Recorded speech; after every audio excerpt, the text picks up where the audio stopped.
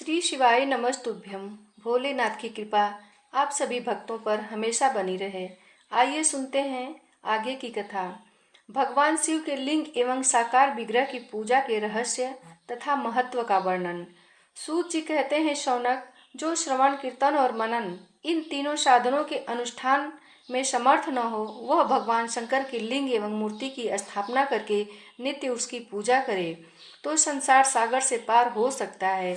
वंचना अथवा छल न करते हुए अपनी शक्ति के अनुसार धन राशि ले जाए और उसे शिवलिंग अथवा शिव मूर्ति की सेवा के लिए अर्पित कर दे। साथ ही निरंतर उस लिंग एवं मूर्ति की पूजा भी करे। उसके लिए भक्ति भाव से मंडप, गोपुर, तीर्थ, मठ एवं क्षेत्र की स्थापना करे तथा उत्सव रचाए। वस्त्र, गंध, पुष्प, धूप, दीप तथा पुआ और शाक आदि व्यंजनों से युक्त भांति भांति के भक्ष्य भोजन अन्न नैवेद्य के रूप में समर्पित करे। छत्र, ध्वजा, व्यंजन, चामर तथा अन्य अंगों सहित राजोपचार की भांति सब समान भगवान शिव के लिंग एवं मूर्ति को चढ़ाए। प्रदक्षिणा, नमस्कार तथा यथाशक्ति जप करे। आवाहन से लेकर विसर्जन तक सारा कार्य प्रतिदिन भक्ति भाव से संपन्न करे।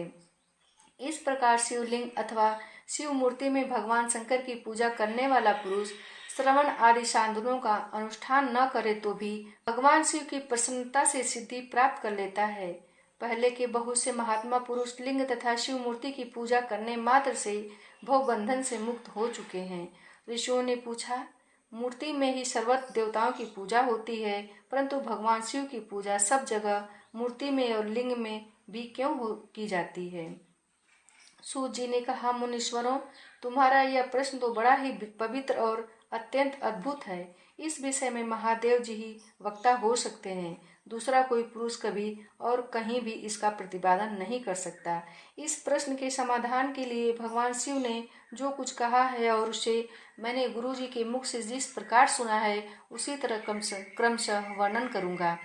एकमात्र भगवान शिव ही ब्रह्म रूप होने के कारण निष्कल कहे गए हैं। रूपवान होने के कारण उन्हें शकल भी कहा गया है, इसलिए वे सकल और निष्कल दोनों हैं। शिव के निष्कल निराकार होने के कारण ही उनकी पूजा का आधारभूत लिंग भी निराकार ही प्राप्त हुआ है, अर्थात शिवलिंग शिव के निराकार स्वरूप का प्रतीक है। इसी तरह शिव के सकल या साकार होने के कारण उनकी पूजा का आधारभूत विग्रह साकार प्राप्त होता है, अर्थात शिव का साकार विग्रह उनके साकार स्वरूप का प्रतीक होता है। सकल और अकल रूप होने से ही वे ब्रह्म शब्द से कहे जाने वाले परमात्मा हैं। यही कारण है कि सब लोग लिंग और मूर्ति दोनों में ही सदा भगवान शिव की पूजा करते हैं। शिव से भिन्न जो दूसरे दूसरे देवता हैं वे साक्षात ब्रह्म नहीं है, इसलिए कहीं भी उनके लिए निराकार लिंग नहीं उपलब्ध होता। पूर्व काल में बुद्धिमान ब्रह्मपुत्र सनत कुमार मुनि ने मंदरांचल पर नंदिकेश्वर से इसी प्रकार का प्रश्न किया था। सनत कुमार बोले, भगवान शिव से भिन्न जो देवता हैं उन सब की पूजा के लिए सर्वत्र प्रायः बेर मात्र ही अधिक संख्या में देखा गया है और सुना जाता है।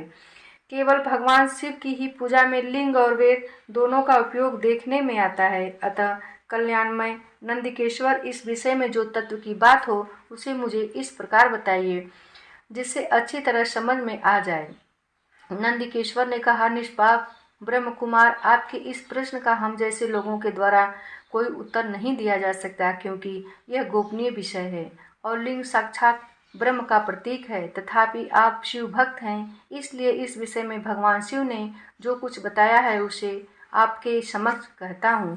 भगवान शिव ब्रह्म स्वरूप और निष्कल हैं, इसलिए उन्हीं की पूजा में निष्कल लिंग का उपयोग होता है। संपूर्ण वेदों का यही मत है।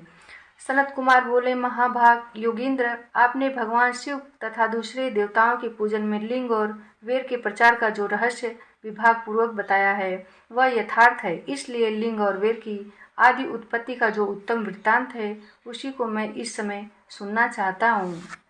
लिंग की प्राकट्य का रहस्य सूचित करने वाला प्रसंग मुझे सुनाइए। इसके उत्तर में नंदिकेश्वर ने भगवान महादेव के निष्कल स्वरूप लिंग के आविर्भाव का प्रसंग सुनाना आरंभ किया। उन्होंने ब्रह्मा तथा विष्णु के विवाद, देवताओं की व्याकुलता एवं चिंता, देवताओं का दिव्य कैलाश शिखर पर गमन, उनके द्वारा चंद्रशेखर महादेव का अष्टमन, देवताओं से प्रेरित हुए महादेव जी का ब्रह्मा और विष्णु के विवाद स्थल में आगमन तथा दोनों के बीच में निष्कल आदि अनंत रहित भीषण अग्नि स्तंभ के रूप में उनका आविर्भाव आदि प्रसंगों की कथा कही। तदंतर श्री ब्रह्मा और विष्णु दोनों के द्वारा उस ज्योतिर्मय स्तंभ की ऊंचाई और गहराई का था लेने की चेष्टा एवं केतकी पुष्प के साफ वरदान आदि के प्रसंग भी सुनिए।